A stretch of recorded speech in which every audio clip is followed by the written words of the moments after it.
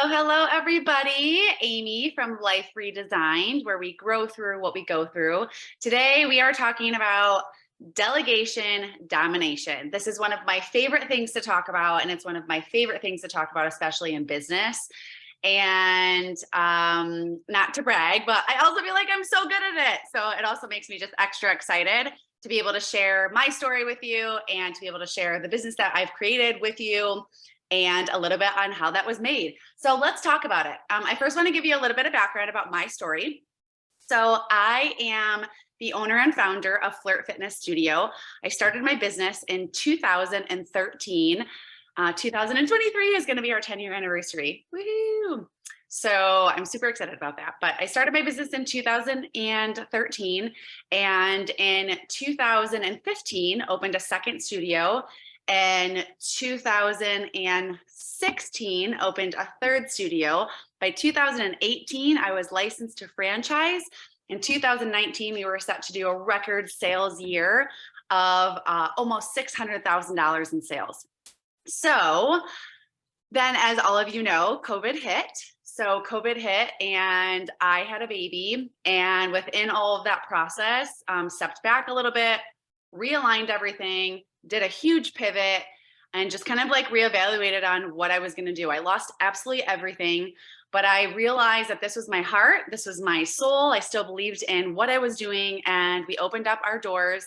And within just a couple years here now in 2022, from opening our doors, basically in the beginning of 2021, we were like the last to open and as a gym in Michigan. So basically in about a year and a half, after closing a studio, built my business back up to surpassing our 2019 sales goals this year in 2022. So I'm super pumped to really show you how I did this, not once, but twice. So let's talk about what delegation actually is. My hair is getting caught. Can you guys see this little, my hair's getting caught on this. Hold on. My son's homeschool project. Okay, sorry, hair's getting caught in that. Okay, so let's talk about delegation. Let's talk about what it is. So delegation is the transferring of ownership of like a task or transferring of responsibility to another person. The biggest thing to remember about delegation, it's just key. It's key for us as CEOs of our business and as business owners to be able to grow our business and then especially to scale our business. I mean, all of us know that we can't, even it's like, it's very similar to being a mom. As a mom, you just can't do everything. You can't. I mean, it's nearly impossible to do all the things, be everywhere, especially when you have multiple kids. There are things that we delegate as a mom and, in that role more than we actually realize. So if we delegate there and realize it there's no reason that we should try to be the end all be all in our business when it comes to being the CEO of something that we are trying to grow and scale. So before you think about delegating anything, what I want you to do is I want you to figure out what your strengths are. And I want you to sit on this for a minute because it's really, really important that you figure this out before you delegate anything. The reason being is that you don't want to delegate something that you are really good at. So I have a background in sales and I dominate at sales. I'm really, really good at it. And when you think about companies, there's like an operational standpoint. Or like an operational side of a company. And then there's a kind of like the internal / sales side of the company. So I'm super, super good at this side. And like this side is like not as exciting to me. So I get fired up with all the roles that kind of happen over here. That's my background. That's my love. That's my excitement. So I know that's a strength of mine. I have a history of that. I've been around it my whole life. I'm a powerhouse when it comes to that stuff. I'm not so much a powerhouse when it comes to these operational things like accounting, admin stuff, marketing, like those kinds of things. Internal marketing through our system. I should clarify that. So you want to figure out what your strengths are. And sometimes as a business owner, when you start your business, sometimes it'll be by trial and error. I mean, you might go into owning your business and being like, okay, I know that I'm really good at this. And all of a sudden you're like, okay, I am actually like terrible at organization. Like I thought I was organized, but when it comes to business, I'm actually not doing a very good job.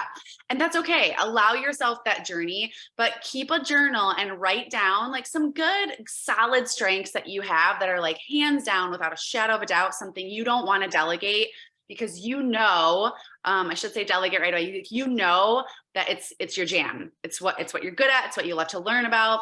Okay, so think about that. Another reason you want to figure this out, and another reason why this is important is that you don't want to delegate things. You don't want to delegate these things that you're like, that are your jam, you know, that you're super good at. You want to make sure to delegate things that are like not of interest for you. It's like finding those people that are that just have the strengths that you don't, and then using those strengths. And we'll talk about that here in a little bit. Okay, so yeah, for example, if your strength is sales and marketing, don't delegate that out. If your strengths are not organization, find someone to help you stay organized so you can follow the organizational system and get things done and be very, very, very effective when you're doing things. Okay, so my entire business career, like I was saying, is my strengths are sales, right? So like the internal, like I'm a people person. I love to connect with people. I love to genuinely hear about, you know, their life and relation and just connecting other people and building community. Like that's my heart and that's my jam. And that's the whole reason that I built the brand that I did, was because of that why. So something that doesn't like fit into my drive of that is like, you know, the organization, especially now, the organization of like, let's just give an example of like social media posting and the algorithm and all of that stuff. I mean, I have a toddler at home. I homeschool my son, who's almost 12. He's in year-round sports, and it's a lot. Like, oh my gosh, all of you that have 4 kids that are just doing all the things, I don't know how you do it. But so for me, I really, really have to choose like what I'm going to be doing, how I'm going to be spending my time, because I literally cannot do everything. So social media for me is something that I delegate help with, especially because like all of the algorithms now are just getting so crazy. So I work with somebody and I have a team of people that help me organize all of that. I cannot stand doing any sort of accounting, anything. Oh my gosh, what's so funny is that when I was in high school, I remember being a senior in high school, and I was like, I'm going to be a CPA. And then I took an accounting class and I was like, wait, yeah, this is like not me. Anyways, if you're a CPA, good job. Congratulations, because that is such hard work for me. Okay. So for me, that's something I don't want to do my taxes. Like, I just don't want to spend the time on it. I have to like spend my energy and time elsewhere. So I delegate that out. Now I hire it out, but I had help with it and delegated it out beforehand. Okay. If you are just being a single mom at home, there's things that I have to choose. Like all in one day cannot do all the things that I necessarily want to get done. So I really have to be extremely understanding of what my strengths are. And maybe my strengths are not, making sure the house is clean. That's totally fine. Delegate it and ask somebody, maybe you can do some sort of trade with them. If they come and clean your house, maybe you can watch their kids for a day or something like that. But just don't be afraid to delegate. I guess that's like the biggest thing, is as you're coming into like what it is, don't be afraid of it. So step into it instead of being like, I'm scared. So let's talk about who we delegate to. So there's 3 different kind of like someones, I guess, that we would delegate to. And the first one is just someone that's really good at the task at hand. So let's take I'll just kind of like use my stories or my examples here through my business and what I've done. But as far as like admin assistant work goes, I have delegated that to, now I delegate that to people that actually either A, do that for their job, or outside of my business, or B, that are just really, really good. I know that they pay attention to detail. I know that they are, like, it's like that accounting thing, like checks and balances. Like, I just know that they're really good at it. It's the fastest and easiest way to delegate, to assign a task to somebody that already has experience, because they can just do it. You know what I mean? If I'm delegating to somebody that's an accountant, my taxes, they already do it. So that's a really great place and a really great person to delegate to. That's first and foremost. And can you do any type of trade with them? Like I was just saying. So do you have an accountant that you could exchange products with, or do you have like, service? For me, my brand is a service. So I try to exchange, and I mean, still, even though I don't even like need to now, I just still do it. I exchange services with my dog groomer. So the girl that grooms my dog we exchange, and I exchange my service with her service. And it's what we do as business owners. It works out really well. So can you exchange that? Can you exchange services? And do this as often as you can as you're getting your business up and running. People are just like, I don't have the money. I don't have the money. I don't have the money. I know, I was there too. And I didn't have the money either. But what I did have was a service that I could offer in exchange for their expertise, for a job that they knew how to do way better than I could. So getting an accountant, hi, I need you to do my taxes. And in return, I will give you 6 months free classes, or whatever the dollar amount would be in exchange. So do that as much as you can starting out. Get creative. Can you walk my dog twice a day during the summer because I'm gone, as a mom, I'm gone on lacrosse tournaments, and during the day, I just really need to work. And that's the only time that I have. Perfect. Like, exchange your service of like, hey, I'll give you a free couple coaching sessions if you walk my dog during the summer, or whatever. So just try to get creative. And that's the first thing that you kind of want to think about when you're delegating to somebody. That's really good at the task at hand. Number 2 is to delegate to somebody that has an interest in the task at hand. So maybe I'm going to delegate my admin work, not to somebody that has done it before, but they actually have an interest in doing it. I don't have an interest of doing admin work. Can you guys believe that? Okay. So I don't have an interest of doing admin work. So I found people that loved doing admin work, and they work my front desk at my studios, and they do an amazing job. And we laugh about it, because when we do signups for the studio, like, I don't even sign people up because it's throughout the admin side and the operational side of our system. I actually allow the people whose job it actually is, I allow them to do their job. We're going to talk about that in a little bit too, but I actually funnel them through my front desk instead of me signing them up. So like, I can do everything and every job in my business, but what I've done is delegated. So I've delegated to where like this makes sense for them to focus on this so that I can spend my time over here. And as you grow, you'll start to understand like, ooh, I really need to set my schedule of doing this and my time and my energy here, because that's what's going to grow and scale you, versus, typing in into your system like new addresses and birthdays and stuff like that.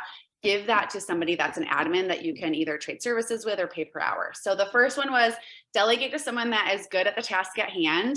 Or number 2 is delegate to someone that has an interest at the task at hand. I mean, the chances are too, if they've never done it before, but they have an interest in it, they're probably going to do some sort of research, and they're going to ask a ton of questions along the way. And that's really, really good. That's really, really positive. That's what you want, because they're going to complete the task in a way that is very efficient and very effective, because they're going to care about it. Okay. They're going to like bring in that sense of purpose because they like it, and it brings the fire within them. The third thing is delegate to someone that has a passion for your brand and that you have time to train. Okay. Here's a perfect example. So when I hire instructors, I only hire instructors from within, people that already know my culture, people that already have a love for my vision statement and my mission statement and everything that I stand for.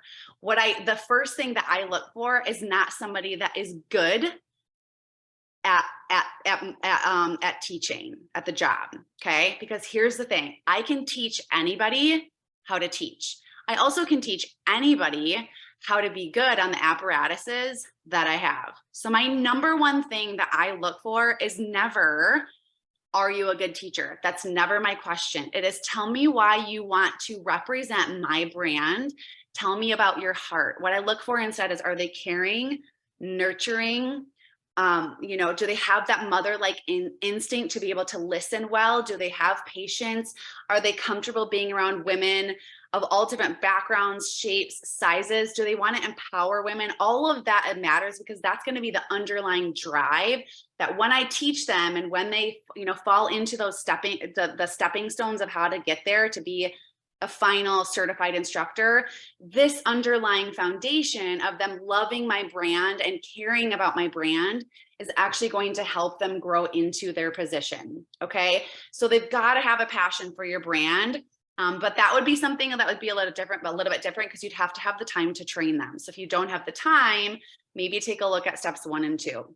So let's talk about why we want to delegate. We talked a little bit at the beginning about this, about, that we can't do all the things all the time. I think we all know that. But the biggest mistake that we can make as a CEO is trying to do everything ourselves. I cannot explain to you how non-efficient this is. Okay. It's just not. If I go through every single step that my company needs to run, it would take me forever. Instead, I delegate, and then I'm able to create a schedule that allows me to get 8 hours of sleep at night, to be flexible with my working hours, to have specific shifts of when I work, time with my family, field trips with my kids, going every single weekend when my son has tournaments, being home with my daughter as she's a toddler, and being able to homeschool my kids. So we have to be able to be brave enough to delegate, because we just can't be everywhere at the same time. The other thing is that it creates crazy creativity within your staff. So, for me, a couple years in, my system was created. And that's like, those of you guys that have been following what I'm doing, like a system for me it's my jam, and delegation is part of that system. Why we're talking about this, like drop me a 1 in the comments if you are the CEO of your company and you have delegated before. Drop me a 2 in the comments if delegation is just like scary to you, like if it's new to you. Okay. I want to hear a little bit more from you. So drop me a 1 in the comments if you're listening to this and you're like, yep, I've delegated before, but it just kind of like, I need some pointers. But 2, if you're like, it freaks me out, I don't even know how this is going to work, let me know. I kind of want to know where you're at. And I want to hear more of you, and I want to be able to share more with you on how to get you to a place that is peaceful. Okay. So back to why we're delegating. Yeah. It stimulates creativity in your staff like crazy. So what's going to happen is you're going to delegate. It shows your staff that you trust them. It's like and trust factor, right? That you like them, that you trust them. You're trusting them enough to do what you're asking them to do for your brand. That's huge. Like, people take that really seriously. You know what I mean? And that could be anything. It could be, we run really big events where like it's all volunteer based. And it's amazing to me how much the volunteers, like how seriously they take like the cleanup of our event.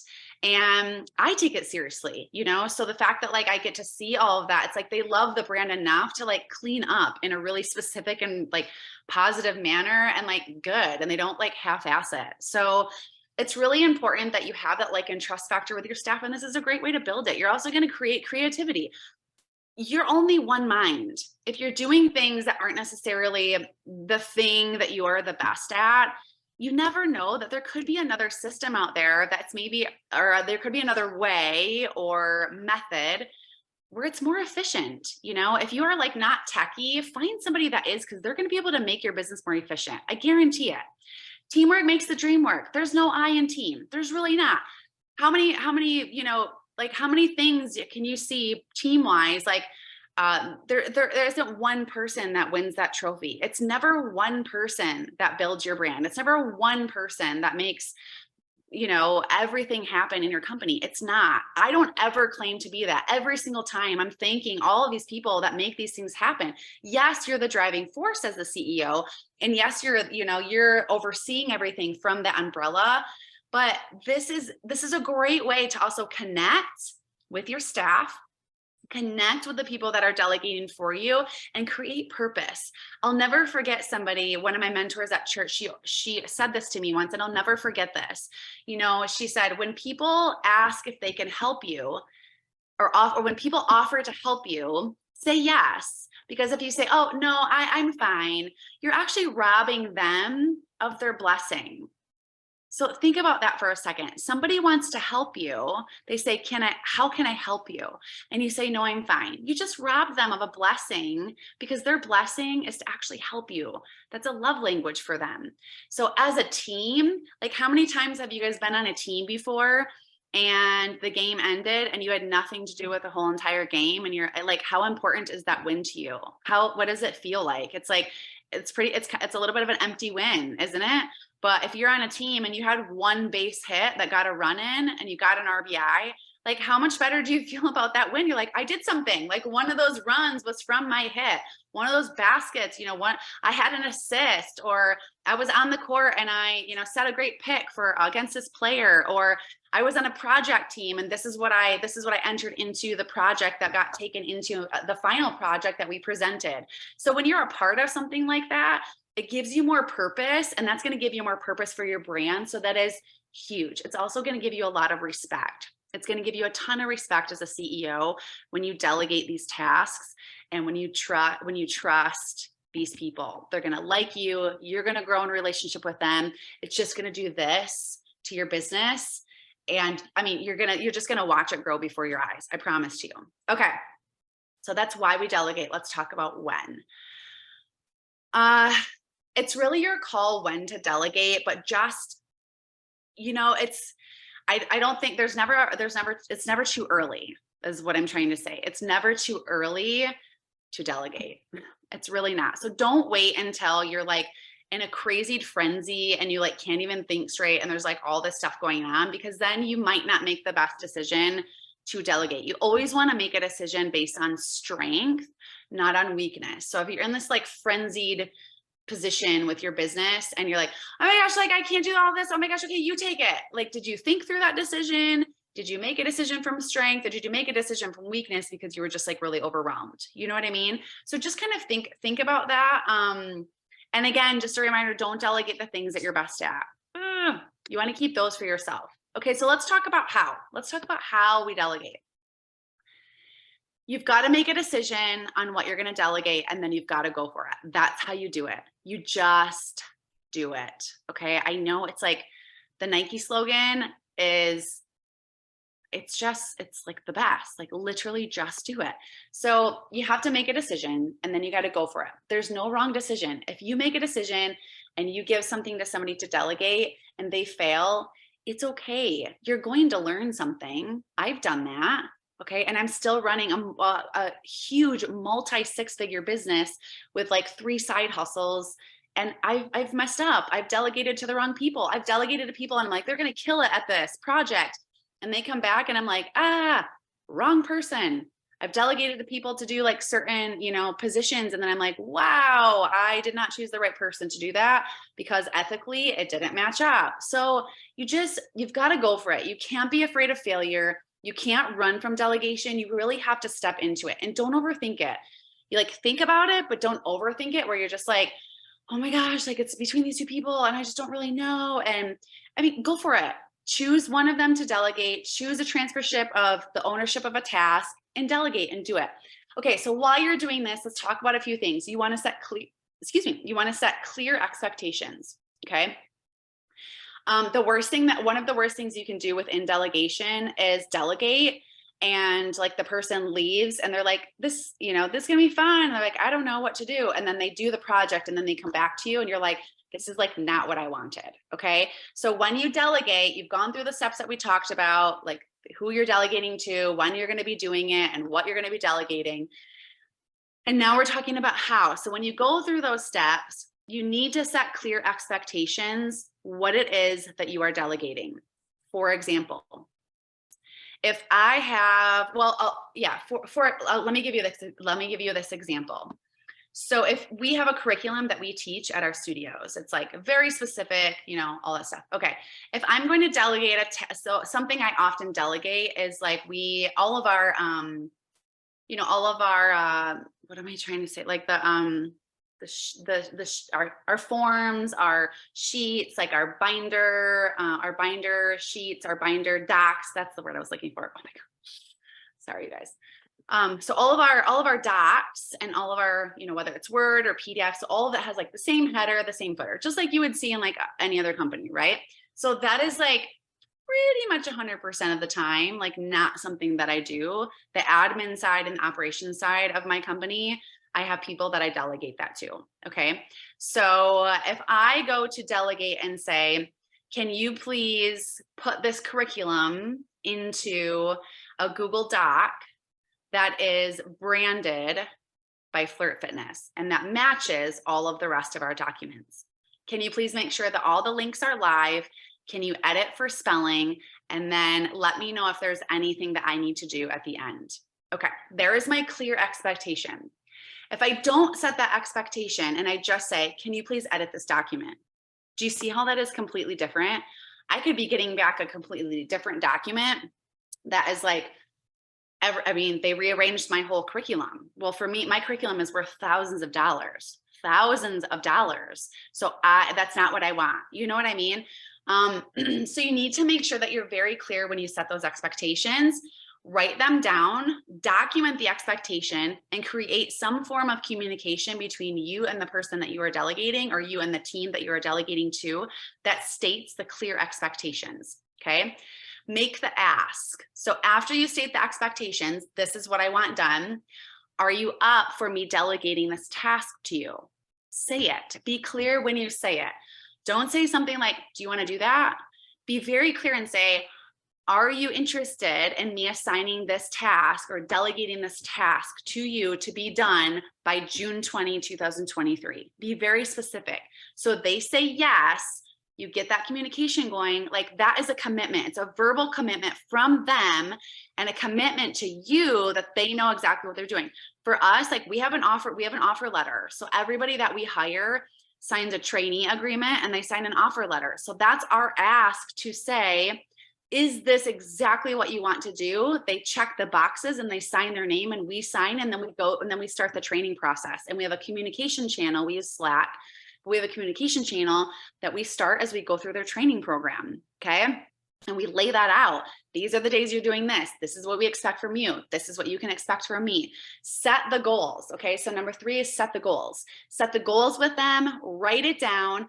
By this date, I want you to have this done. By this date, we should be here. And then by this date, we'll set a meeting, to finalize everything. Let them know where they should be at. Have check-in points for them. Set the goal of what it is that you want. At the end of this, what I want to receive is A, B, C, D. Okay. Again, coming back to those clear expectations. Number 4 is set the process. So what is that going to look like? When we train, when I'm hiring somebody and when they sign that offer letter, I say, okay, here is the schedule. On this day, you're going to go through a meeting with your trainer. From this time to this time, every single Thursday, we're going to start out by talking to you about A, B, C, D. And then you're going to go through teaching the class. And then at the end of it, we're going to go through da, da, da, da. And then 2 days later, we're going to follow up with this. And then 1 day later, we expect for you to have curriculum to us, videos, So you set the process with them so they know exactly what they're getting into. I'm a crazy big picture person.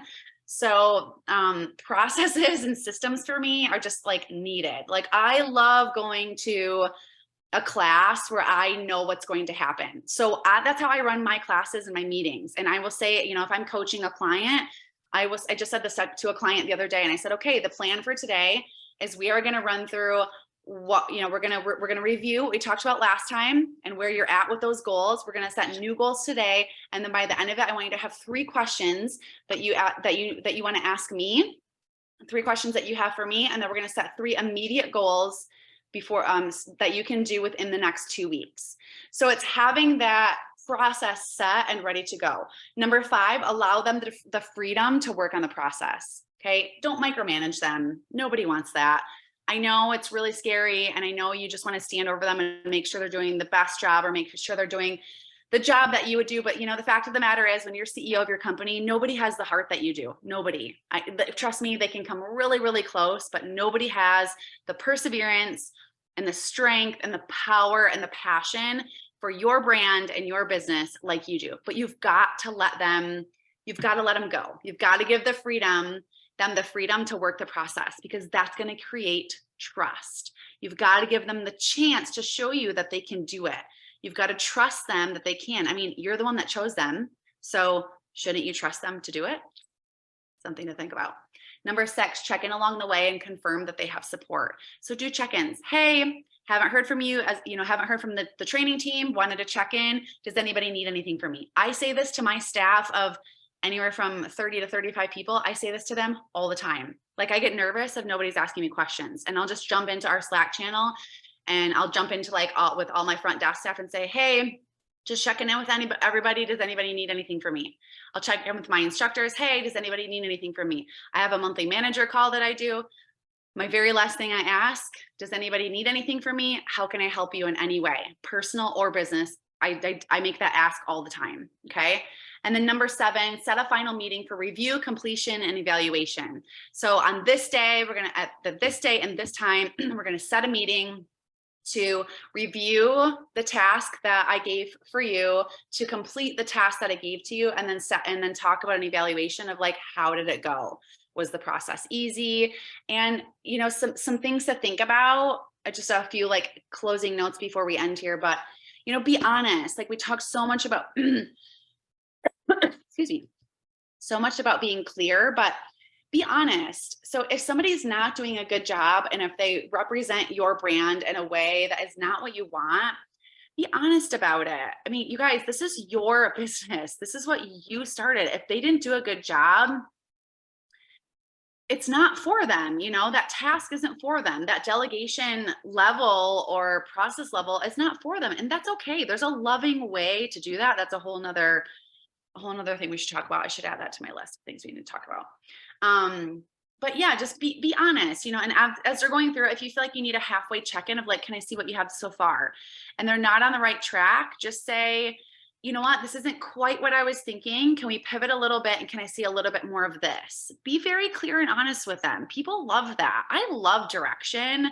Like when I'm working with my mentors, I love that. That's the only way that I know that I'm going to produce what it is that they're looking for and asking for. And if I don't understand something, I'm going to ask. So be clear, be honest. We talked about not micromanaging, trust the process, and stay true to your values. You've always got to stay true to your why and your values. So if something within that delegation process is going sideways, cut it off, and cut it off immediately. That is not a place that you want to entertain. If anything goes toxic or anything like that, cut it off, shut it down, and start over. If it means you had to backtrack or you lost money, get over it, start over, because you've got to stay true to your values. I've made that mistake too many times. And last but not least, here's my final thought about delegation. Lead by example 100% of the time. Anything from cleaning the bathroom all the way to the way that you run a meeting. If I want my staff to close my studios the way that I want it done, I'll be damned if I am not on my knees cleaning that bathroom floor by hand in a way that I want them to do it. When I make that ask of delegation, they have got to know that I have done it. I will do it. I have no problem doing it. They've got to know, because that trust, respect, all of that filters in by you leading by example 100% of the time. Okay. So delegation, we're recapping. We talked about what it is. We talked about who to delegate to. We talked about why. We talked about when, and we talked about how. I hope that you love these notes. And I want to close by saying this. I told you a little bit of my story at the beginning of this video. Listen, if you are in a position where you need help delegating, where some things are a little bit messy in your business, where you're the CEO of your business and you're like, Amy, this is really great information, but I just don't know how to implement it. My strengths are to come in and look at a business, and like I always kind of do like the, oh my gosh, have you guys ever seen Wayne's World at the end where they go, I feel like that's like my brain when I come into businesses. I come into small businesses, I come into, this space, and and everything just goes, and I can help you with moving along with that. These are things that I can help you with. If this is your time where you need to delegate and you need to get a coach and you need someone to walk alongside you and be like, listen, like I'm stuck, or I don't have the time, or I got to figure something out, I can help. All right. Drop me a fist bump in the comments if you're looking for some help with delegation as a CEO of your own company, no matter the size. I know you can rock this out. Give me a fire symbol if you're going to implement something, and give me in the comments one thing that you're going to implement. If there's one thing, I want you to focus on leading by example and practice on delegating one thing. Let's talk in the comments about what we're going to delegate. I want to hear from you. Okay. I want to hear in the comments what you're delegating right now, and what you're going to delegate in the next couple of weeks. Thanks for joining me live tonight, you guys. I can't wait to talk to you. We've got a couple things coming up, so make sure to keep up with the events in the group. And I will see you soon. Thanks for listening to Delegation Domination with Life Redesigned with Amy O. I'll see you guys later. Bye-bye.